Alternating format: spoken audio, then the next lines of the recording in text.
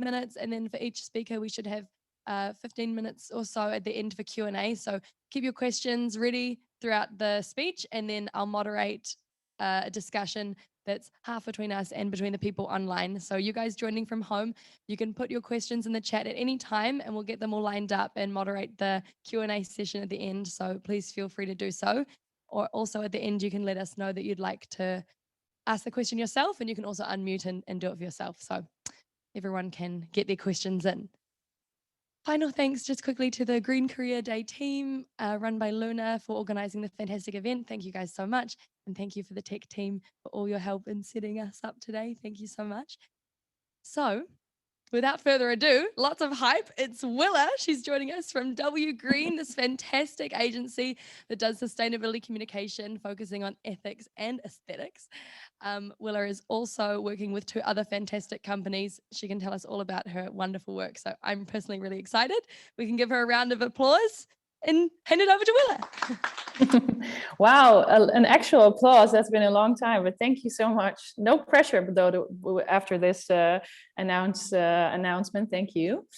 Yeah, let's start with telling a little bit about who I am and why they invited me, right? Because who knows what the reasoning behind that is. But I'm very pleased to be here today and to talk to you because hopefully you'll all go into and have a green career one day or soon after finishing your degree. How shall we communicate in terms of slides? Shall I do something weird like this, or what shall we do? Thumbs up, or you can say click and I'll click it for you. Okay, I'll say click. Click. Yeah, this is a little bit of a wow. Please excuse me because it's not my English. It's just that I had, I think, about 4 hours of sleep due to my lovely 3-year-old son. So thank you, Eloa, for making me sounding like a messy mom. But hopefully you can forgive me for that. Let's go into the next slide. So a little bit about who I am. 38 years old. I grew up in Haarlem, but actually left already quite a while ago. So I've been spending most of my days in Amsterdam with some in-between stops in Brazil, Rio de Janeiro, and also in New York. And then most of the time, although I always assumed that I was not going to end up in the Netherlands, I'm still here in Amsterdam right now. And growing up, I also had the pleasure of living on a farm for 2 years with my grandparents when my parents split up. And I think that also gave me a very good understanding of what life entails, what it means to, for instance, grow your own food, what the bio industry means, what it means to eat food. Because at age 9, I already decided that I wanted to become a vegetarian. And that was only, I think, 1.5 years, 2 years after I left the farm. So I think I've seen some things back in the day that kind of left a mark and an impression that stayed with me for the rest of my life. Both of my parents actually were in fashion, so far from farming. And since then, I founded W.Green. I am also since about a year working as the creative director of Yoni. I am since September of 2020 also functioning as the country coordinator of Fashion Revolution. For whoever knows the beautiful platform. I'm married to an amazing husband who is also in the fashion industry. So he's a fashion designer at By Borre Tech Innovation Lab for sustainable fashion as well. And then as I just mentioned, I'm also the mother of Eloa, my lovely 3-year-old who is going through toddler puberty. So that's amazing. So that's a little bit about me. Let's go into the next slide. And as you can see, I love red lipstick. Growing up, I actually thought, what do I want to become? And I think when I was around the age of 7, I had this very romantic idea of becoming a male man / male woman. I've had always, I can actually sing, and I've invested quite a lot of time into that part of myself. But I also had a lot of stage fright, which is funny because now I am on stage a lot, but more as a speaker than as a singer. And I always actually dreamt of being a fashion designer. Well, so in the end, I didn't become one, but I married one. So a great solution, I guess. And I still sing to my son in the shower, and when I'm drunk in the office after hours, I also bully them with my singing. So that's kind of who I am. Schools, to me, it's funny because I'm now speaking, of course, at the University of Amsterdam, but actually schools weren't really my route. Although I always dreamt of having this amazing career. Prior to that, going to going through university or college. But in the end, after trying 7 different high schools and then also trying a fashion academy for 6 months, I had to decide together with my mom that school just wasn't my route. I just really couldn't fit into the expectations and the system. All kinds of labels like ADD, gifted, etc. But in the end, who cares? I just didn't feel like I belonged there. And I also, I couldn't share the better part of me, which led me actually to be quite depressed when I was younger, and also really feeling outside of the system. So it wasn't a great feeling. But when I started working, I think at the age of 14, 15, I started working on the weekends. And that's actually, I was looking forward to working over the weekends, because that's when I really felt like I could have an impact, that I would be seen, and that I felt valuable in some sense, which for a long time I didn't experience as well. So when I started actually in fashion retail, not because that was my dream job, but just because that's what I knew growing up in fashion, and that was what was available at the time. But actually from there on, I was always the one with the voice. I was always the one who was trying to do better. And so I remember working at a high-end shoe store, Shoebaloo, and telling them, sorry, but your windows, they look pretty crappy. Why don't you give me the opportunity of doing a better job? And as they handed me the opportunity, I showed them a different side to myself, and that actually led to them offering me a job as a buyer at a very young age. I think I was 21 maybe, but at the same time, I also got a job offer from someone else to work for him as a personal assistant. Actually, that's here. I think it's switched around, because actually I was personal assistant prior to going to Brazil. So I worked for someone who was an entrepreneur in the fashion industry, and he was kind of a crazy guy. I think in a day like this, there would have been a lot of things that he wouldn't get away with, because he was a very free soul, but also very had his own ideas about a lot of things. But it was very inspiring to see that. It inspired me to see certain things through his lens, but also made me understand how I didn't want to do things as well. Working for him for a little bit over a year, I did miss a certain part of me, because I was always very politically engaged. I was, as I said, became a vegetarian when I was 9. I was pretty activist. And of course, in fashion, as a personal assistant, there wasn't a lot of space for that. So I left my job there to go and work with kids in Brazil. I worked for an organization who actually, funny enough, also worked in the field of education. Although, of course, myself, I didn't have a lot of experience in that. It was a really valuable time for myself and my self-development, but I also understood there, and I couldn't maybe name it like as such at the time, but I also started to understand the concept of white saviorism, where I think in the West for a long time we believed that we needed to go out and save some people at the other end of the world. But I've already felt that I couldn't really have an impact like I wanted to. So I decided to go back to Amsterdam. I thought, let's just focus on my career, make a lot of money. And then actually when I have money, maybe I'll come back and do something with impact. Well, I thought around age 40, which leaves me about a year and a half. And so I'm not sure if that's going to happen. But I think actually that craving that I had at the time to have a positive impact and to be socially responsible in my work is actually something that I've now found in W.Green. After coming back from Brazil, I started working in PR, again, very kind of like shallow, superficial, but I really enjoyed it at the time. Let me switch off my WhatsApp, because I guess that's still on. Sorry for that.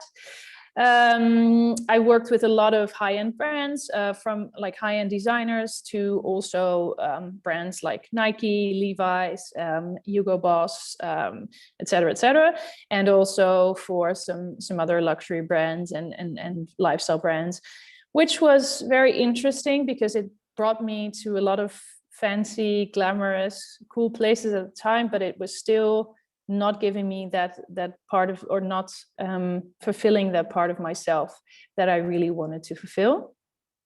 Actually, after doing that for, I guess, 2.5 years, I got another job offer by the same former employer, Steve's boss, because he started a denim brand and he asked me to become marketing manager for the brand, which was really nice. I, again, got to see a lot of places, went to New York, organized shows, did a lot of photo shoots. So it's all the glitz and glam in a really, really nice environment. We had a really great team at the time, in a way also very progressive, because he was he had Surinamese roots, so he was already very aware back in the day about trying to show a more diverse image, which I also felt very comfortable with. So that was a really inspiring time. But after 3 years of going crazy and spending a lot of money on shows and big marketing budgets, actually the company went bankrupt, not solely because of that, although I think we were a little bit too splurgy with the budget.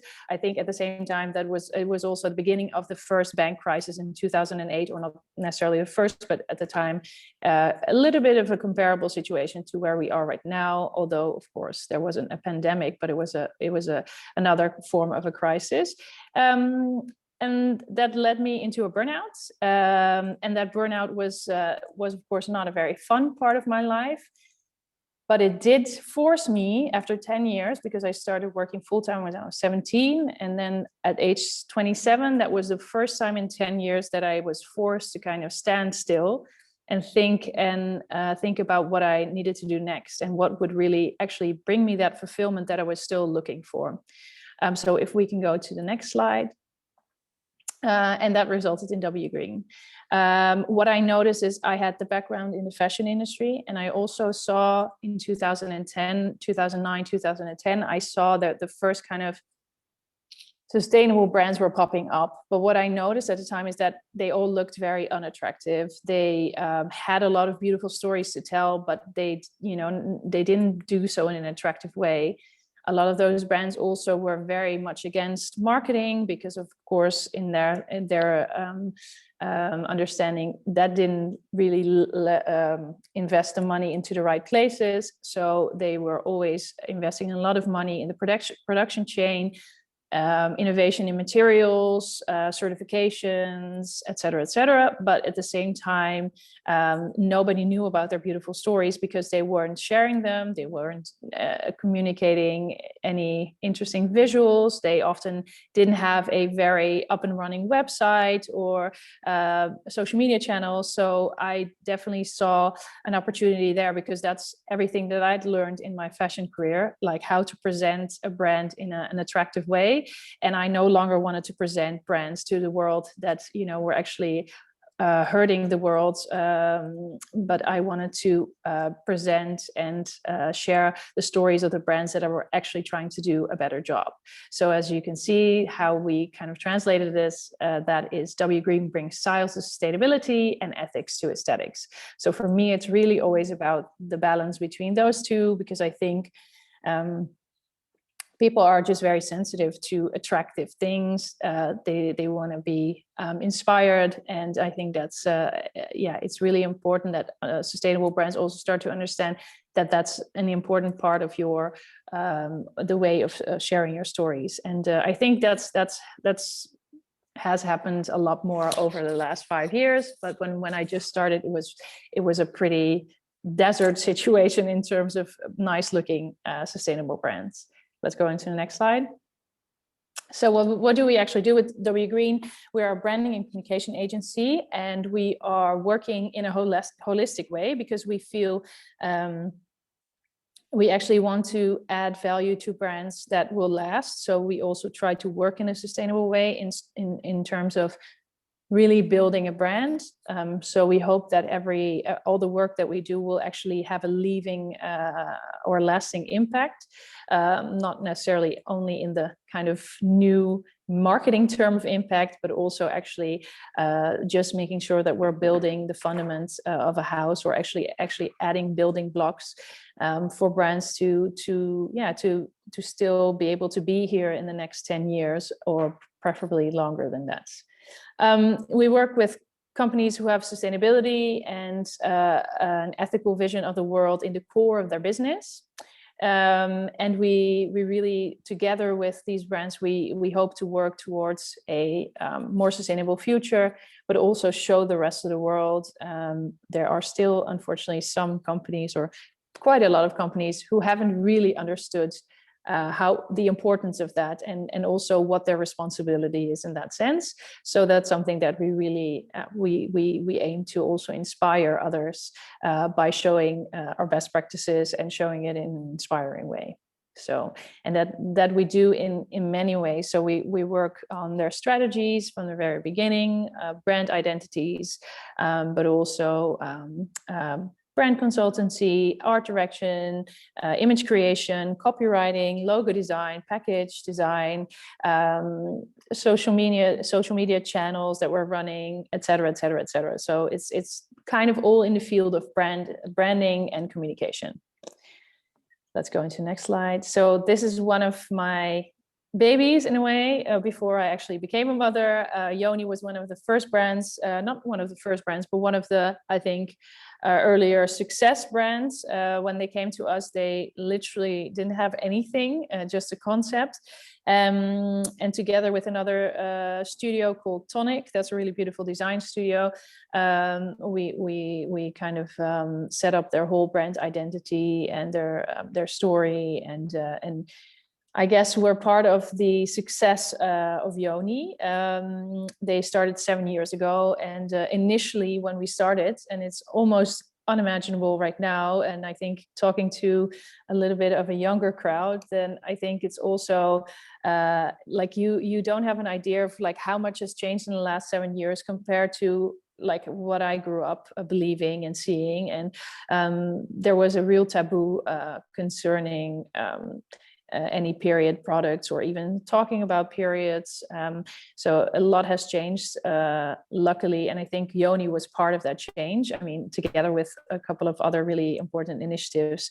But I think that's yeah, it was one of the most fun projects, and that's also why last year during the pandemic, I put on my big girl clothes and I went up to them and I said, what about me working as a creative director for you guys? Because I see there's, you know, like there's a lot of great things happening on the one side with Yoni, but on the other hand, I think you're also drifting off a little bit from your original strategy, and I would like to come in and help protect that. So I didn't know what they were going to say. I thought maybe they thought like, what an arrogance, but fortunately they were very happy, and they had secretly already said to each other in the very beginning of Yoni, we hope that one day we can hire Willa as our creative director, which I didn't have a clue about, but that was something that came together beautifully.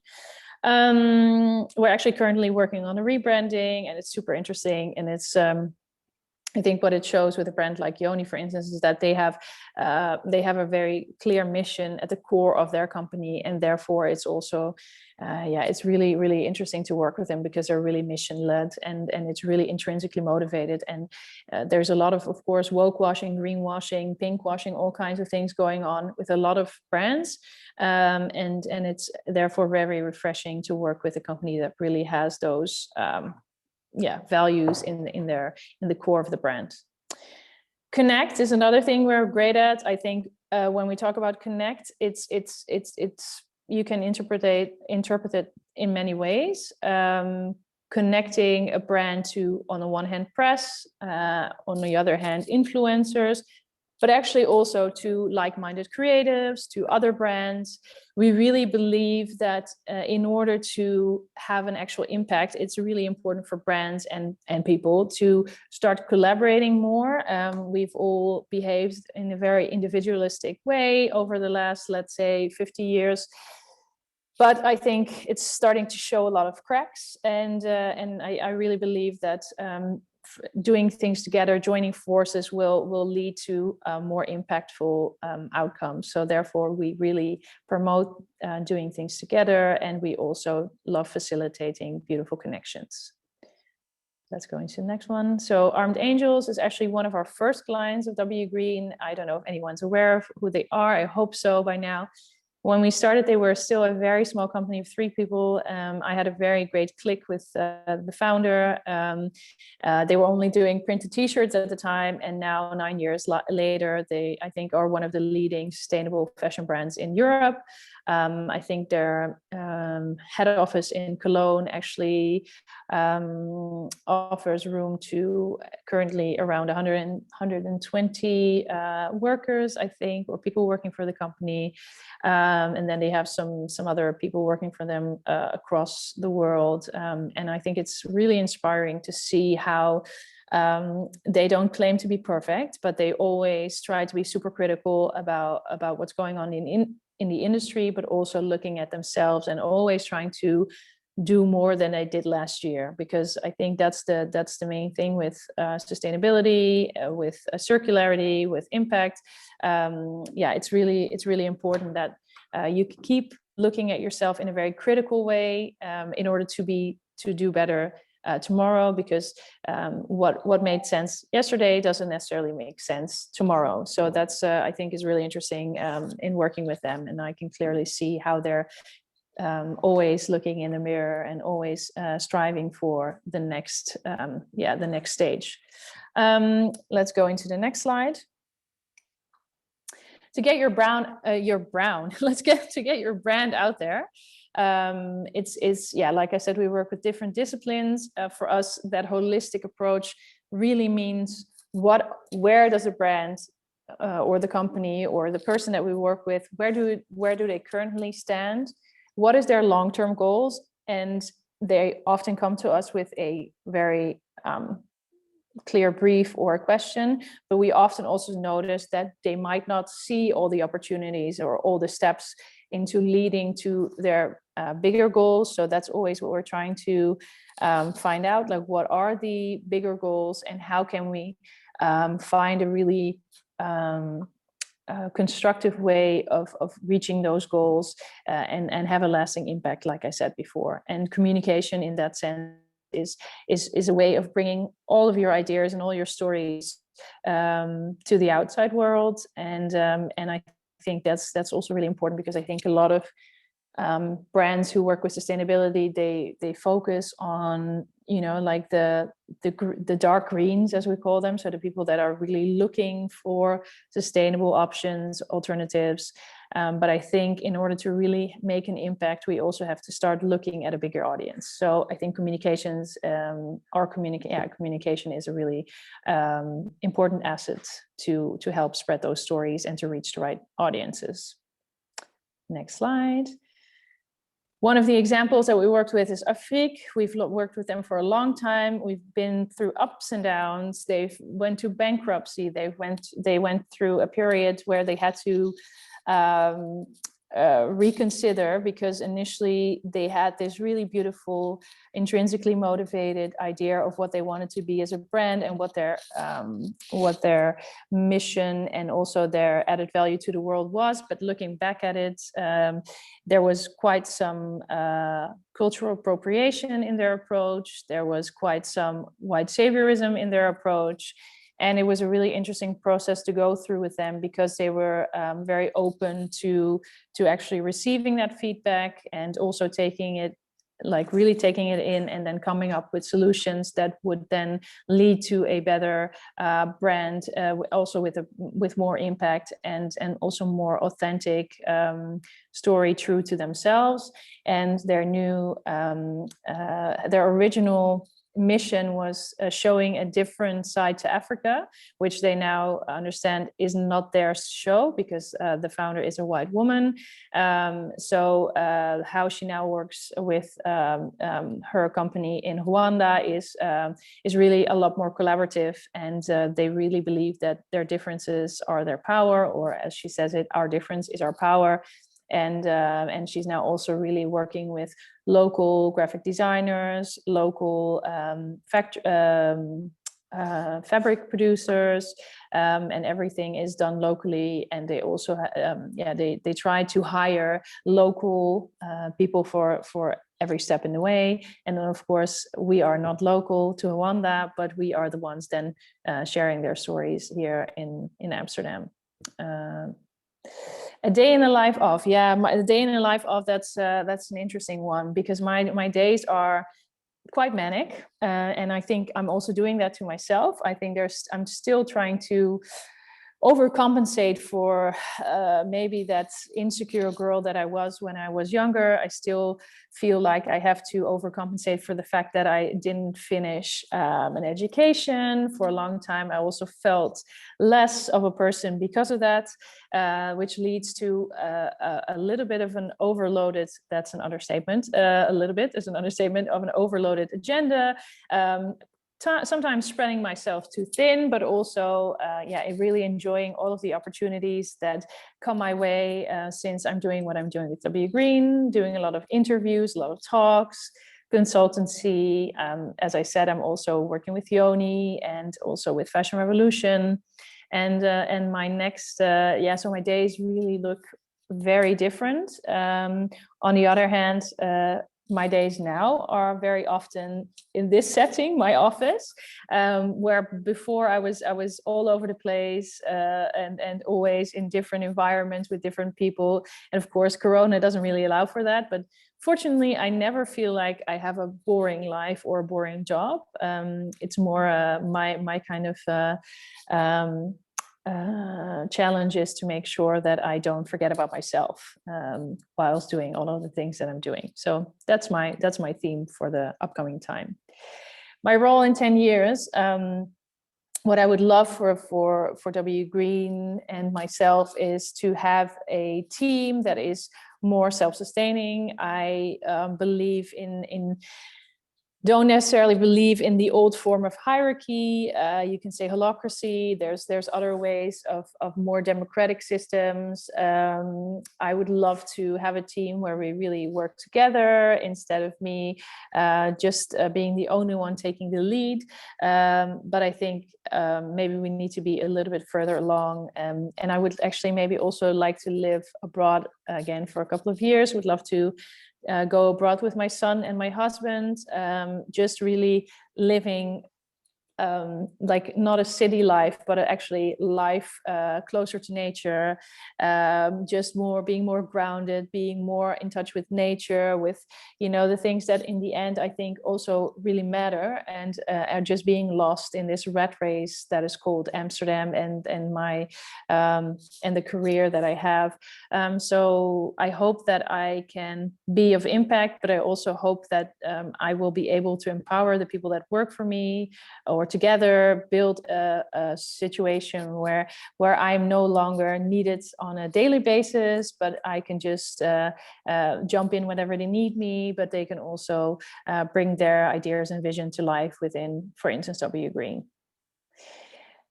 Our work culture, that's an interesting one, because I have very outspoken ideas about it, but I also notice it's one of the most difficult things to really guard, especially with an age where everything is, all deadlines for clients are ideally yesterday.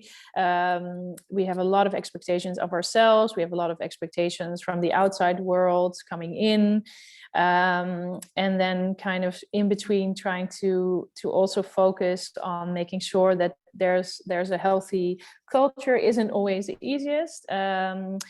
Especially not in pandemic times. I think prior to that, it was really great, because sometimes we would have like really, really busy schedules, but we still all be in the same space, and then we'd finish off the day with a nice dinner together, or a wine, or just having fun, or letting off steam together. And nowadays it's become so complicated. So we used to do a lot of hugging, which of course is not possible. So the company formation has also changed in the last year and a half, because there's new people joining.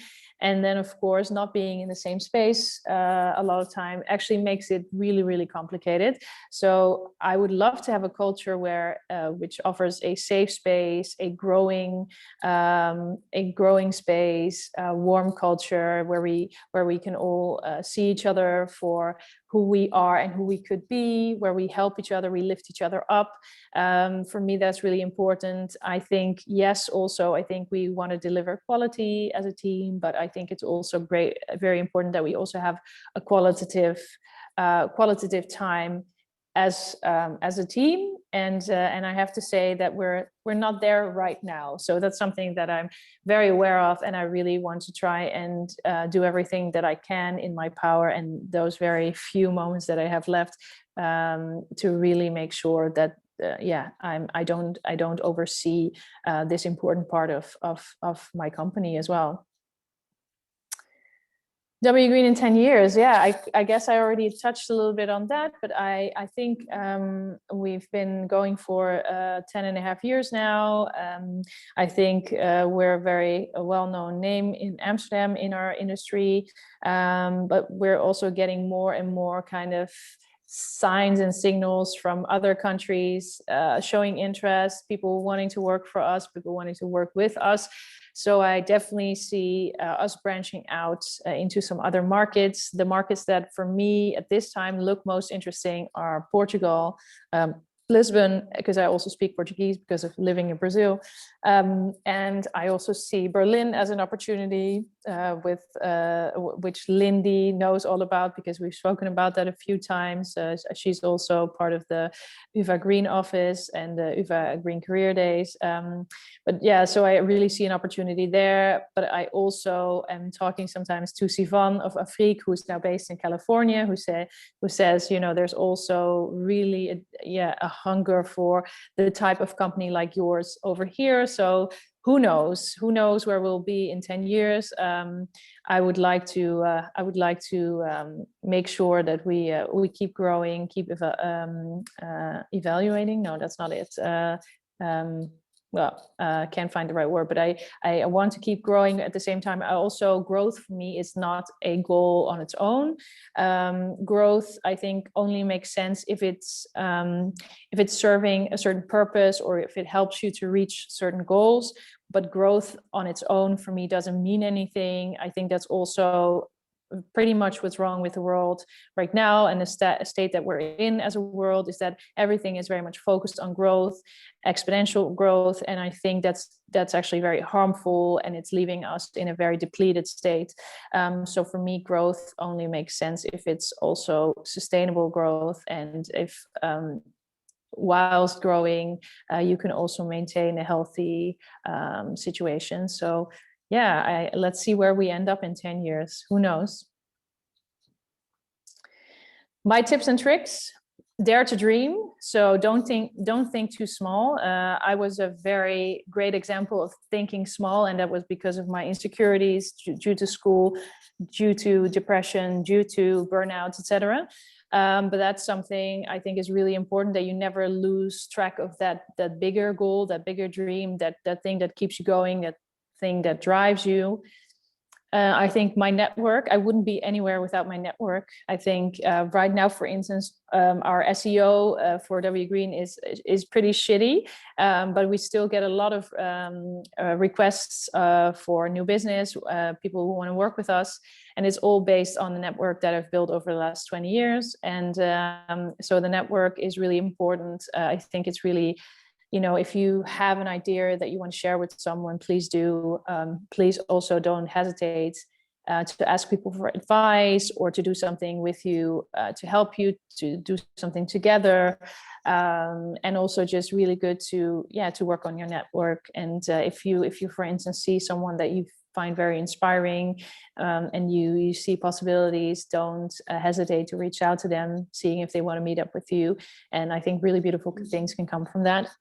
I think learning, I think we're never done learning. And as soon as we think we're done learning, that's kind of your biggest downfall, because there's no, I think the oldest and wisest people that I meet are the ones that are telling me that, you know, you're never, ever done learning. So in whatever shape or form, just be super open-minded and also see where your own challenges lie. And if you can invest some time or courses or self-development in order to make sure that you don't stand still. And again, not because growth is a goal on its own, but I think if you're a sponge and you keep learning and developing, I think that will also really enrich your life. Don't be afraid to make mistakes. I was, I think, really afraid of failure for a long time. And I learned that you actually learn a lot from every mistake, and that you will actually hit home or reach your goals a lot easier by making mistakes, because mistakes will often give you so much insights that are super valuable and that you wouldn't obtain any other way. So I think really allow yourself to make mistakes. And I know the world doesn't always feel like it allows you to make mistakes, but it's really, really one of the best tools to actually to go to another level. Oh, network. I guess it's so important that I had to mention it twice, but I think that's a mistake because I was a little bit tired. Read. I try to read. Don't have as much time anymore, but I really try to read all kinds of things, historic books, things on what the economy is going to look like soon, articles. Just feed your soul in your ideas and your imagination. I think that's really important. Breathe, although here it says breath, but I meant to say breathe. I forget that very often. And right now, I think I'm also not doing the best job of breathing. And that's actually really important to keep yourself connected to yourself and also keep you on the ground, because a lot of the times we get stuck in our heads and we kind of also lose a sense of reflection, perspective, and things can go out of hand and grow into the biggest issues and challenges in your head. But as soon as you kind of make sure that you're also in the here and now by breathing and just being like focusing on the very, very basics of life, that will actually give you so much insight and answers. And I think a lot of us have lost the ability to actually breathe. And network again. Oh my God, it's like this 3 times a charm. Let's put it like that. But again, network, yeah, very, very important. Believe in yourself. That's something I'm still working on.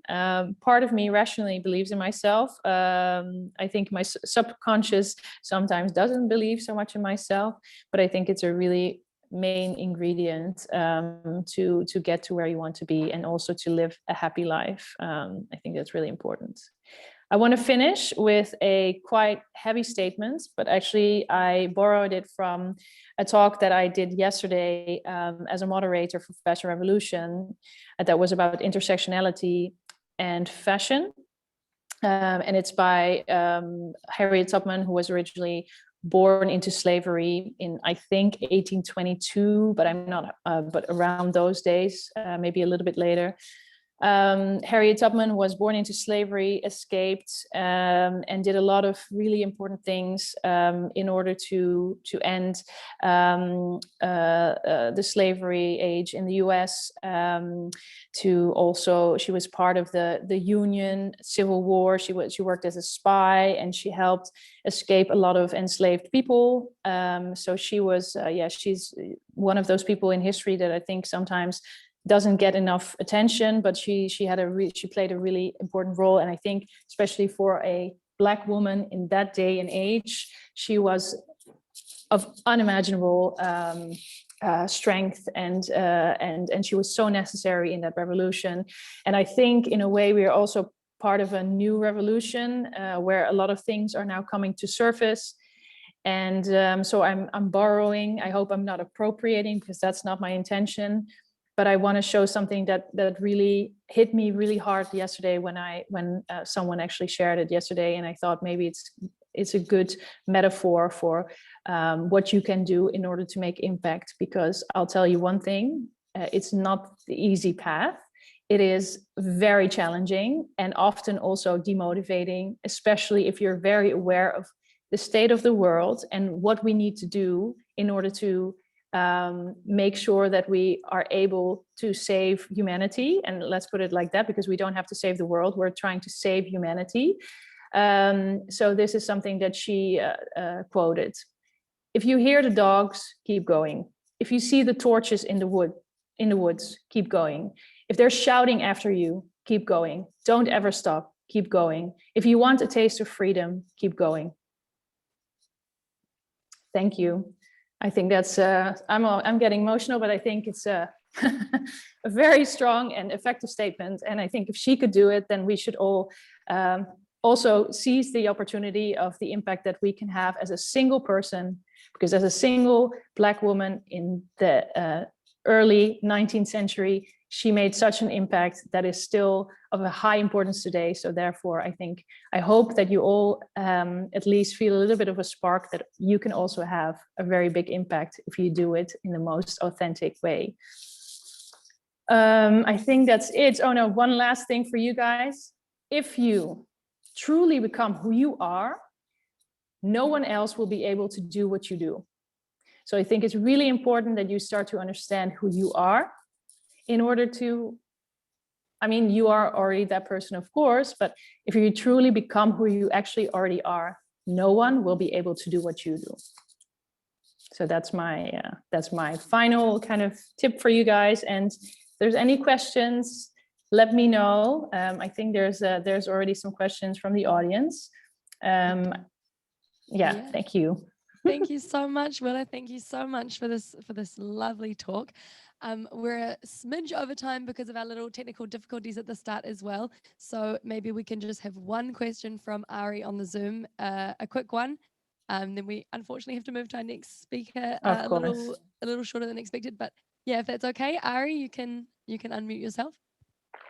Yes. Thank you so much, Willa. It's been such a lovely talk, and you can really see your passion. Thanks. And I wanted to ask you, what is the most common challenge that you've seen across all the brands with whom you've worked with? Money. Because doing things the right way costs more. And as a society, global society, we have become addicted to a system that makes us feel like it's a democratic system where we are able to obtain a lot of luxuries for very low prices. But what it doesn't show us is the backside of that. There's a lot of hidden costs on people working in a fashion or other chains, animals being exploited, our natural environment being exploited. You don't see any of those costs, but they're huge costs. And what we are, especially here in the West and the global North, what we kind of started believing ourselves, or what became the benchmark, is that we can have everything at very low costs. And therefore the companies that I work with are trying to do it better, but they're trying to do it better, or actually doing it better, just has, in every step of the way, it has certain extra costs. So it's like whether you're paying fair wages to the people that are working for you in factories, whether it's like buying organic cotton or growing organic cotton, that's also more expensive, whether it's shipping in a more sustainable way, whether it's like every step of that way, or certifications that you have to pay for. All those practices actually lead up to actually a realistic price, right? But we're no longer used to that being a realistic price. Then there's a margin that goes on top of that, and for regular brands, that margin then in the end only leads, because of all the costs at the beginning are so low, that there's still, let's say, a democratic price at the end. But because those brands cannot cut costs at the beginning, And then if they would use a normal margin, they would outprice themselves from the market. So they always cut back on their margins, and their margins become really small, and that makes it really difficult for them to behave like all the other brands do. So I think that's the main question, like how we're going to solve that. And I think like paying fair prices is one of those things. And I think also legislation, and in the Netherlands, for instance, I think it's also about subsidies, maybe putting taxes on certain products that are unhealthy for people or the environment, and then actually using that money to subsidize the people that are, or the companies that are doing a better job. That's somewhat of a solution, but that's, I think, the biggest challenge for all of us. Great. Thank you so much for that comprehensive answer, Willa. Thank you so much. I know there was a lot of people that are really interested in asking you other questions about your business, your lifestyle, and all these things. Perhaps some of our students could contact you by email if they have a really pressing question, because I know there's lots to unpack from your talk. So thank you so much. Or go to my, for instance, Instagram, send me a direct message. That's also fine. If emails feels too much of a burden, then go to Instagram and send me a DM, and then hope to talk to you soon. And good luck with all of your careers. Fantastic. Yes, thank you so much. So we'll give you another round of applause. Thank you. Have a great rest of your day. Thank you. You as well. Bye. Okay, guys. So yes, before our 12:30 lunch break, we're just going to go straight into our next speaker, which is the fantastic Annemiek from Greenjobs. So this one's going to be a really exciting one. Annemiek has a master's in international relations and political science, and she's now the face of Greenjobs. So I don't know if you guys have heard about it, but it's this fantastic agency that links you up directly with the green jobs for the green career days. So she wants to do also a little bit more interactive style. So guys in the chat at home, please drop your questions in the chat throughout the presentation, because there will be times throughout that you can ask your questions. And you also in the audience, just maybe raise your hand to let her know that you have something you want to say, or there'll be times in the middle for questions. So yeah, we're going to keep it interactive this time. So yeah, without further ado, Annemiek, welcome. Thank you so much. Hello, good afternoon, everybody. Just checking if I have, how does it work? Where's this one? Oh, sorry, the right one. Hello, good afternoon, everybody. I hope you just have a really nice previous chat. And now we're going to talk something different. I think it will be a little bit more practical as well. I will try to keep it short and sweet, because I know you had some delay with or technical issues. So I will try to keep it as short and sweet as possible. I will also try not to stand in front of the presentation. Sorry for that, guys. Today and throughout these days, you have been talking about future-proofing your career, and I will talk about it a little bit more. So to start off, by 2025, that's in 4 years, guys, millennials will be 75% of the working population. That is a lot. Woohoo! 88% of those millennials have said that they would like to work for a sustainable company. So that's awesome news. Question from me to you, are you too? So that's what we're going to talk about today. Max 45 minutes. Because of the delay, I think it will be a little bit more shorter. But, you know, I will try to make it as relevant for you guys as possible. So I will skip a bit of the boring part, and I will give you great tips afterwards as well. So today, social contracts, very quick one. About me, also very quick. Bit of history about sustainability in society economics. Very relevant, but I will keep this one a bit more short and go to the more practical tips because of the delay. 6 misunderstandings about a sustainable job. 6 reasons why you should like to work for a sustainable job. The B Corp community. Where to find a sustainable job. Very interesting. Tips not to forget.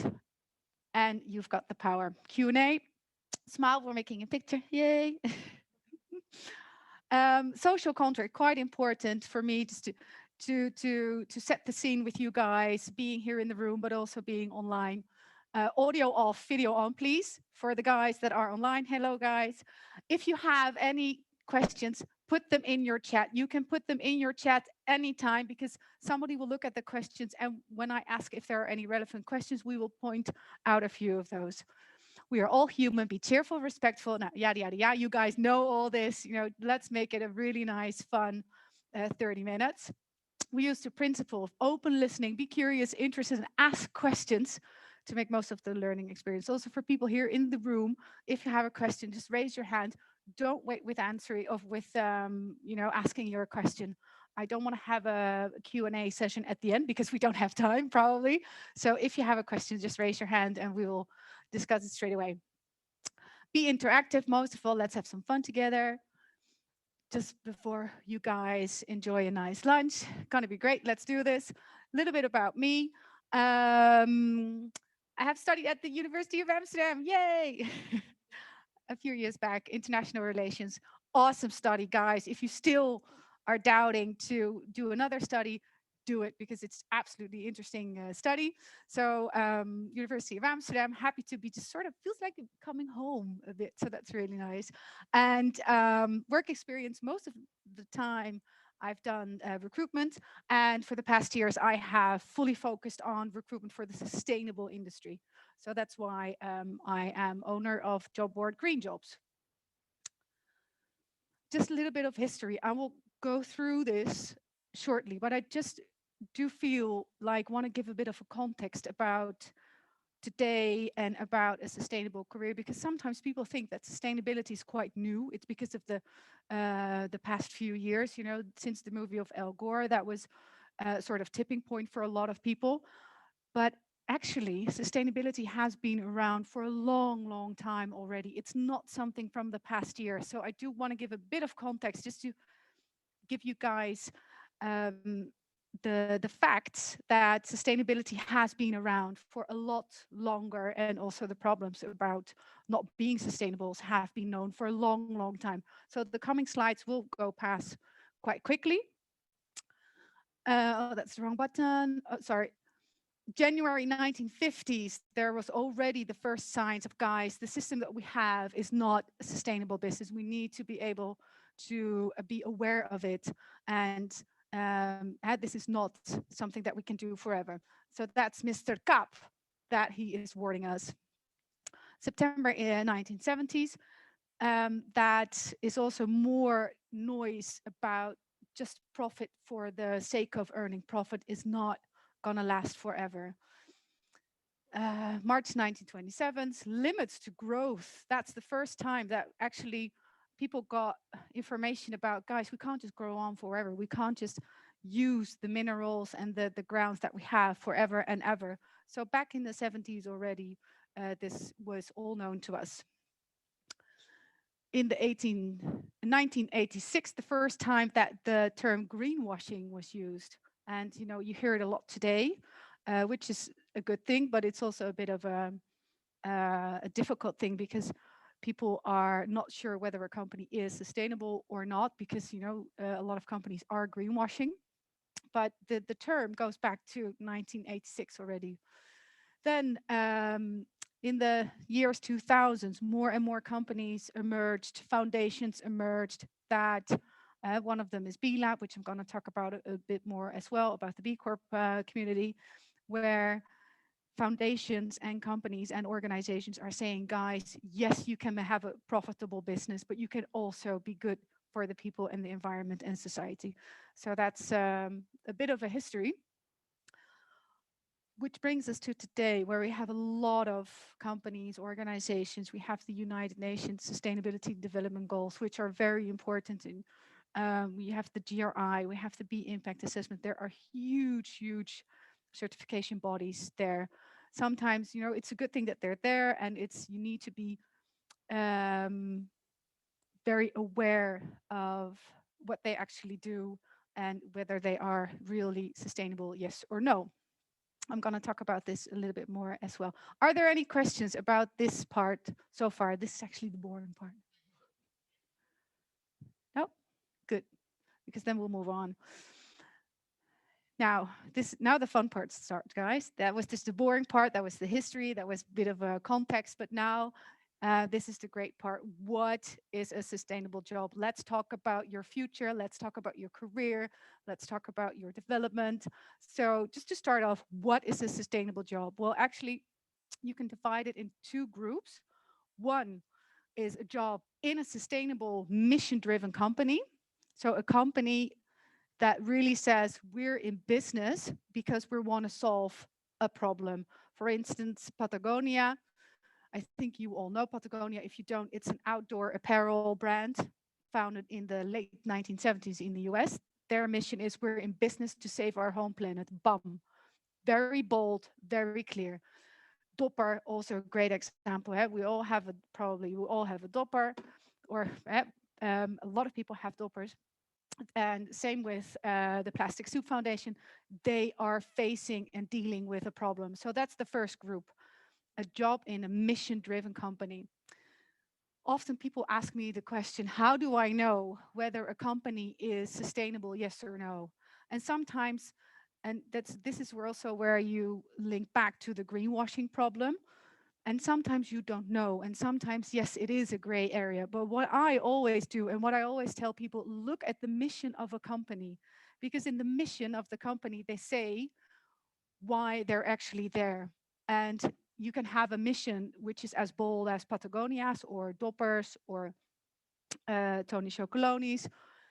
But sometimes companies have this mission, like, yeah, we have this product, and along the way, it would be really nice if there would be a little bit less plastic in the ocean.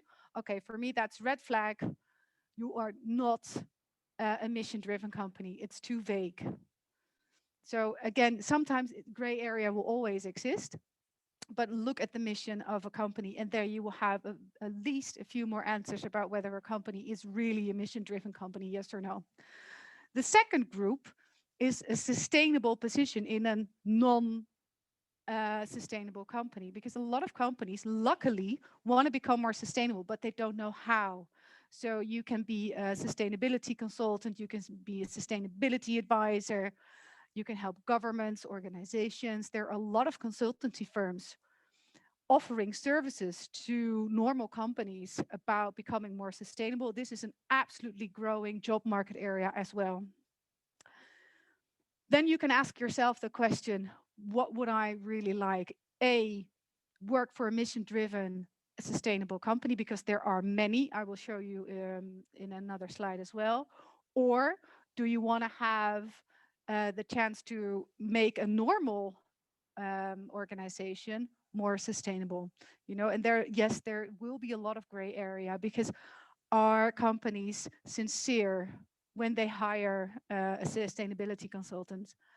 Sometimes people approach me and say, yeah, I've become a sustainability advisor for this great big corporate, but in reality, I can't do anything. I just have a label, and people, my boss is saying to the outside world, look, we have a sustainability advisor, so we're sustainable. But in reality, she can't do shit. So that's something difficult as well, and also something to find out a bit for yourself. So there are a lot of, so for me, these are the two biggest differences for a sustainable job. Are there any questions about this? No? No? Cool, then we'll move on. 6 misunderstandings about a sustainable job. And question from me to you is if you will recognize a few. There aren't many. People have this idea that to have a sustainable job, you need to work at Tony Chocoloni or you need to work at Patagonia, the big companies that are very famous and very loud about their mission. The second one, they're with boring gray sock companies. Often when I tell people that I have green jobs and that I'm a recruiter in the sustainable area, they always think that the companies are boring, that I only buy stuff at the Eco Plaza, and that I look the part as well, and that I'm a hippie. There are still a lot of ideas about working for a sustainable company. The third one, I have to be a gardener, forester. Okay, no, that's a bit exaggerated, I know, but a lot of times people think that they need to have the sustainability background. So that's a big misunderstanding as well.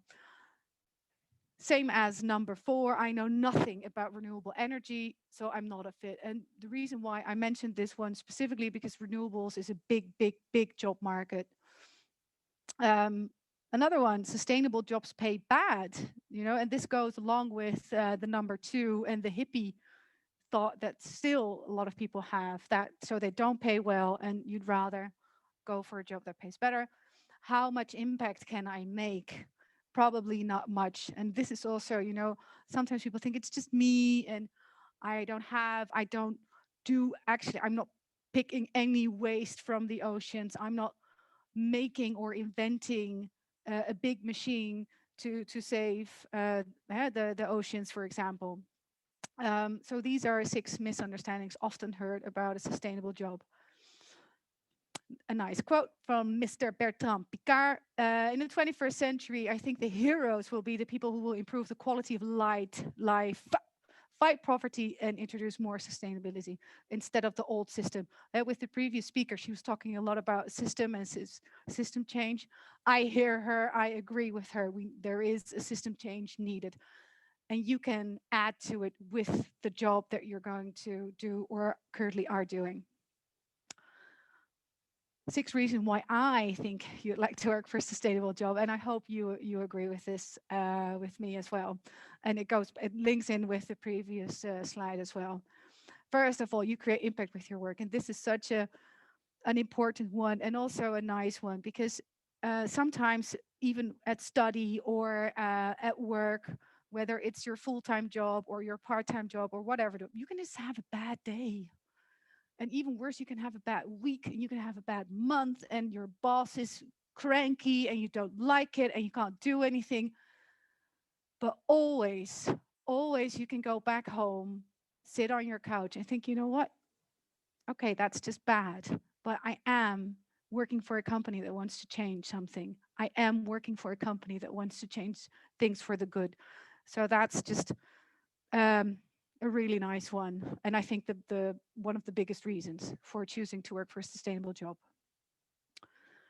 Second one, also very interesting. Often sustainable companies are new, innovative companies. They're trying to change the system. They're trying to solve a problem, whether it's renewable energy, whether it's shared mobility, which is also a huge growth market for jobs as well.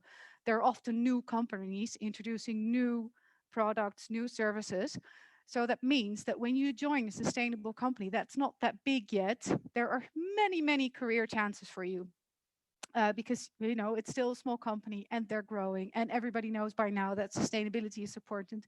So it's really interesting for your career chances. There you go. It's growing rapidly, and that's not just because I work for Greenjobs or I only work for the sustainable industry and nothing else, but it's growing rapidly. Again, people are getting more and more aware of that sustainability is so important. And even you hear people saying that because of COVID situation, people are even more aware that they're trying to move into a job which has more impact, positive impact as well. So it's a massively growing market. Money in the bank. Yes, you can earn money with a sustainable job. Get rid of the idea that it pays bad.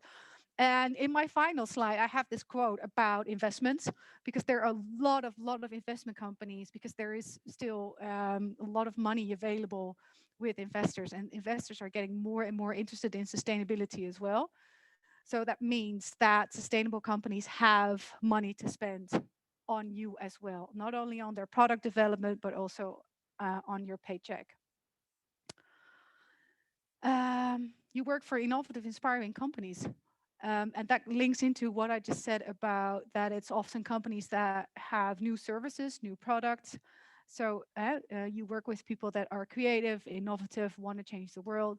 Usually, I'm not saying always, usually great fun environments to be able to work in, instead of an old-fashioned company that has been around forever and has their ways of working, and you enter a machine and that's it. Working for the future is something to be damn proud of. Hallelujah. You are making a change with your work. So why not? You have the choice.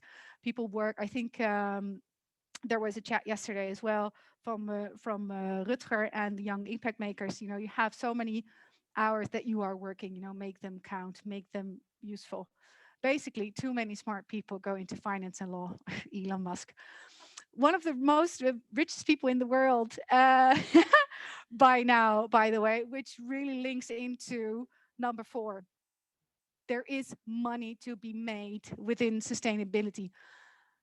And it's okay to make money and be sustainable. Often people have this idea, if you're sustainable, if you are, all Miss Positivity and want to make impact and try to save the world, sometimes people think you can't make money.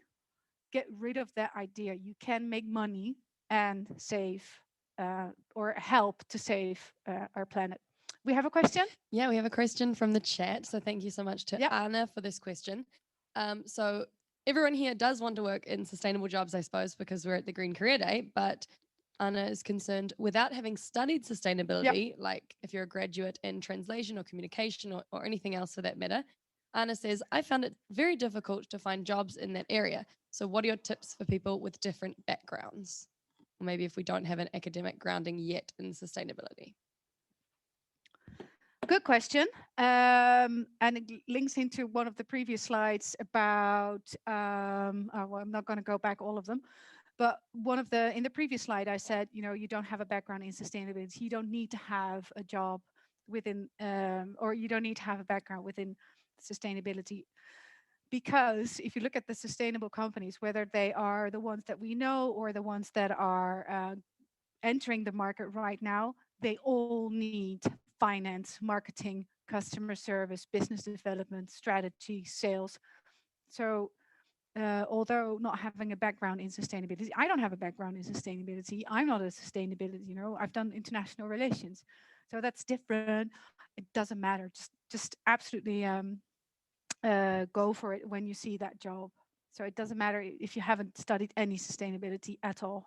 On that note, for those of us who might still be studying, do you recommend picking up maybe a minor or a course in sustainability, or do you think that really you can learn it on the job? You can, if you're interested in it, yes, but it's not something that's needed for to get a sustainable job. Not at all. No, I will give some tips about it as well. I'm quickly going to talk about the B Corp community. Reason why is because it shows the diversity of companies. It shows the diversity of industries that are busy with making a positive impact and making money. So that it really tells you guys, there are so many different companies trying to make a positive change. There are so many jobs available within those companies, and they are all so different. And I thought Certified B Corporation was just a great example to show you that. My company is Certified B as well, which helps. And I'm going to quickly give a short introduction about it.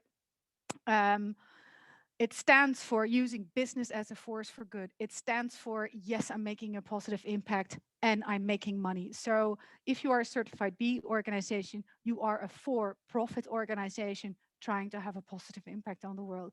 You need to do a very, very rough, tough assessment before you can have this certification. It's worldwide. It was founded in the US originally and now is spreading all over Europe, Asia, everywhere. So it's absolutely a certification to keep in mind when looking for your next employer. I'm going to show you a few because this really shows the diversity of companies that are Certified B. I'm sure you recognize a few of these companies. We have Tony Chocolonely, which is a well-known one, which is food. We have Snapcar, which is shared mobility. We have Alpha, which is a finance accountancy firm. We have Patagonia, which is fashion. Solaris is solar industry. I really wanted to show you this because it shows the diversity of companies, it shows the diversity of industries, and it shows the diversity of jobs. Because Tom's, the nice shoes, they need different people than web browser Ecosia, which is all internet and stuff. We transfer also recently Certified B promoted. Plastic Whale, it's very practical dealing with plastic. One Planet Crowd is a crowdfund platform. All of them need different types of people. So if we go back to the question that we just had, Ben and Jerry's doesn't need a person that has studied sustainability. Ben and Jerry's need great marketing people. They need great people that can invent new flavors. Alpro Soya, also Certified B company, they don't need people that have studied sustainability. They need other types of people for product development, for sales, for finance, you name it, they all need those types of different people. So that's why I really thought it was nice to tell you a little bit more about the B Corp community, to show the difference in companies. And the good news, they are hiring. If you go online and check out these companies, for sure you will find a lot of vacancies out there. Where to find a sustainable job?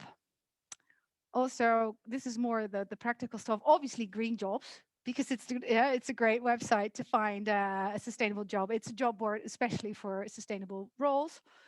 Look at B Work. That's the worldwide job board for working for a B Corp.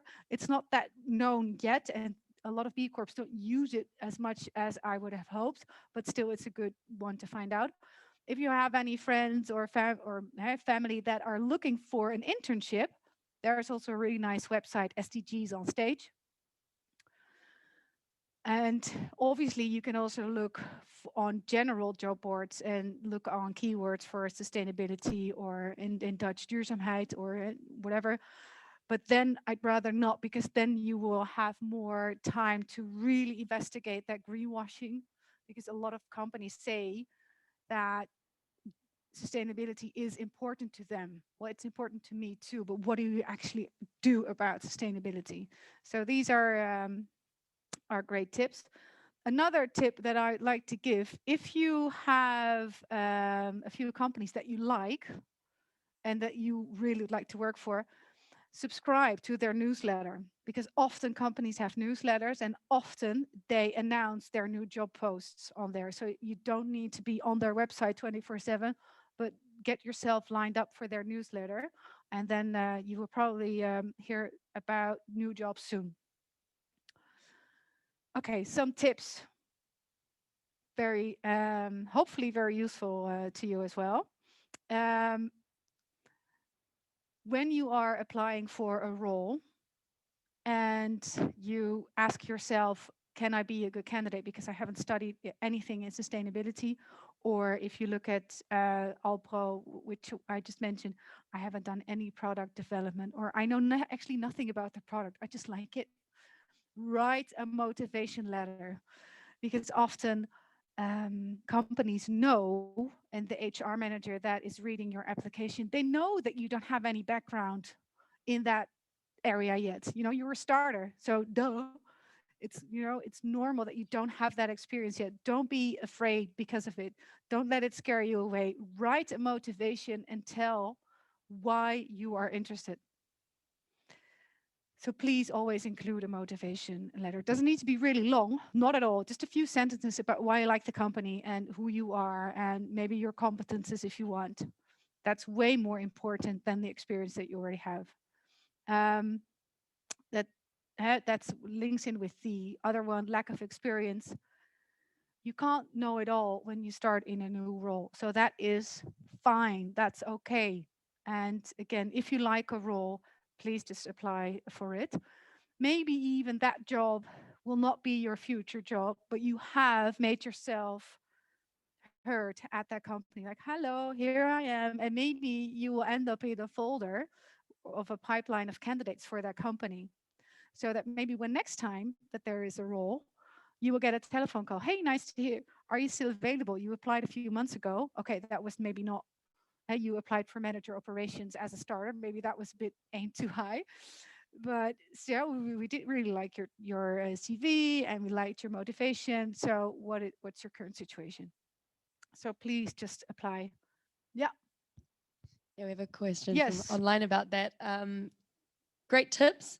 But Caridad wants to know, I sometimes feel like a bachelor degree does not mean that much in the Netherlands without a master's degree. Do you think it's still possible to find a sustainable job with only a bachelor degree? Yes, absolutely. Absolutely. And I disagree, to be honest. No, a bachelor degree is great. You know, any degree is actually great because it shows that you have started something and that you are able to finish. So no, any degree is even fine. And even if you have not graduated for whatever reason, and you don't have a bachelor degree, you know, don't let it scare you away. Don't be too insecure about it, but make your motivation letter. And if you think if you are applying for a job where it's really said a hard criteria is a master's degree and you only have a bachelor's degree, write a motivation, tell them why you're interested. It's definitely not about um, the achievements you've had with your study. Yeah. So hopefully that answers the question. Yeah. Some question from the room. Yeah. I was wondering, is there anything specific that you should include in a motivation letter for jobs in sustainability? I think good question. I'm not sure if everybody heard it, but she said her question was, do you need to add anything specifically in your motivation when applying for a sustainable company? Good question. Thanks for that. I think one of the most important things is, why would you like to work for that company? Why is it important to you? I think that, and that's why it also doesn't need to be long. If you're just saying, hey, I'm very interested in the company because I feel passionate about sustainability because of XYZ, but tell them why you would like to work for the company, why you're interested. So I think um, that should be in there. Yes, absolutely. Thank you. Great. Yeah. If we have time for another from online. Yeah. Yeah. Well, firstly from Simon, Innocent and Alpro, amongst other brands, are doing their best to be sustainable, but are owned by major multinationals who are often involved in major greenwashing. How do you see that? And how do you see that? Yeah, good question. Very difficult topic. I think this is a topic where you just have an opinion about whether, and it can be an opinion positive or not positive. There are more examples. For instance, the vegetarian butcher, they are also part of Unilever. What all three companies have done is, when they were bought by Unilever, they have had the hard criteria: we are maintaining our B Corp status. So yes, they are part of Unilever, but we are still sort of independent, sort of. And all three companies have said one of the biggest reasons for being purchased, because they're not the only ones, there are more, is that they have a larger client base, because Unilever is a huge company, and because of Unilever, they see it as a vehicle to sell their products to way more consumers. So it's a very, very difficult topic, because I understand where they come from. As a vegetarian butcher, you like to sell your products more and more to make people more aware of the vegetarian options that there are for meat. But on the other hand, you also know that Unilever is doing a lot of bad stuff.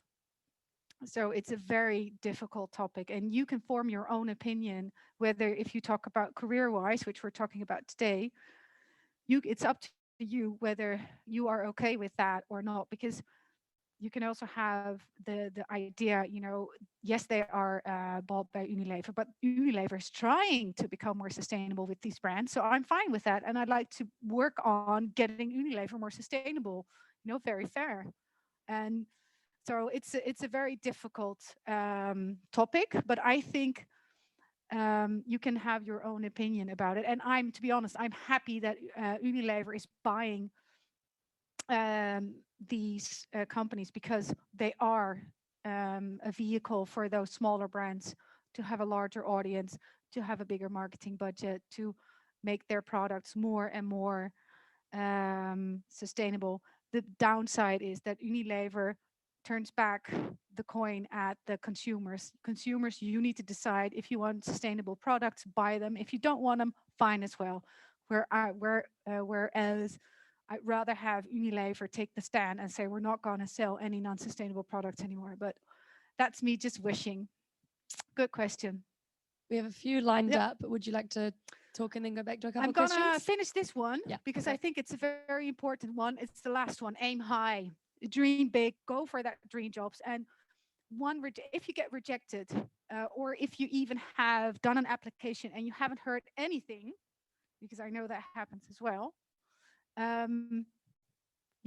chin up. Tomorrow is another day. Just keep on applying. Your dream job will be there. So it's only one rejection if you get rejected or not. So don't think that when you've had one rejection that it's not possible anymore for you to have a job within sustainability. This is, I'm going to do this tip, and then we can finalize and go to the questions, because this is very useful tip for any people that is looking for a job in sustainability. You see a lot of red arrows. Use your LinkedIn profile as your voice. A lot of hiring companies are looking at your LinkedIn profile when you have applied or when you're about to apply. Use your LinkedIn profile as a voice to tell companies that you are looking for a sustainable career. You can do that in two ways. One is the top. It's the small summary. And you can have quite a few characters there. So if you say Annemiek Nusmeijer, for me it's finding people meaningful jobs, you can have open for a job within sustainability. Bam, it's out there, it's clear. Very, you can even say in fashion, in products, in whatever. But bam, it's out there, it's very clear. And then the other one, about. This is also a great area where you can, because you can have a little bit more characters in here than the short summary. This is a great platform where you can describe to the world what you're looking for. And believe me, hiring managers, recruiters, they are in love with LinkedIn. They use it a lot. So please use it as your voice. And even you can look at it as a sort of extension of your resume, because on your resume, some people do, some people don't. You don't have that long story about what you actually want. Use your LinkedIn. Absolute great tip. And then the final one is the blue button, open to. There you can tick a box, open to job opportunities.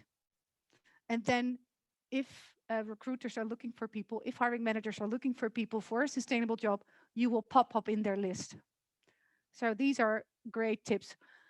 Very easy, very doable, and it's clear straight away. Even if you have sent your motivation letter to a hiring manager and he or she thinks, oh, that's interesting. Let me see what he or she has on her LinkedIn. And again, it just amplifies your motivation of working for a sustainable company if you have it on your LinkedIn profile.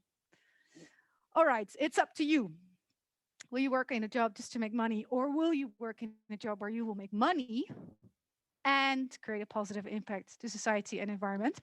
So over to final questions. Fantastic. Yeah, it's 1 minute until past. Yeah. So up to you if we can take maybe two more or just one. Bring it Great. on. Ari, you can unmute and ask the question yourself, actually. Thank you. Annemiek, I wanted to ask you more about the process of how you connect students or your recruitees with recruiters or with these jobs. Like, how is the process of connecting people? Well, usually the process of connecting people is, obviously, I always tell people go to Greenjobs, because that's just a huge job site where you can find a lot of sustainable jobs and you can go out there. And I also do recruitment, where I really connect companies and job seekers. And there the process it's quite straightforward.